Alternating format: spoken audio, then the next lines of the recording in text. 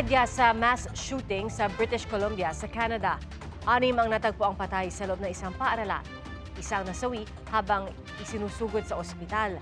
At 2 ang natagpo ang patay sa kalapit na residential area na pinaniniwala ang may kaugnayan din sa pamamaril. Sa loob din ng paaralan namatay ang gunman. Ang paniwala ng otoridad, self-inflicted ang dahilan ng kanyang pagkamatay. Inaalam pa ang kanyang pagkakakilanlan at ang motibo sa walang habas na pamamaril.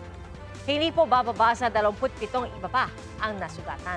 At ayon sa Department of Foreign Affairs, sa pamamagitan ng Philippine Consulate General ng Vancouver, patuloy nilang binabantayan ang sitwasyon doon. Nakahanda raw silang tumulong sakaling may apektadong Pilipino. Isa pa pong insidente ng pamamaril sa loob ng paaralan ang nangyari naman sa Thailand. Machine gun ang ginamit ng lalaking suspect habang hostage ang nasa 300 estudyante at guro.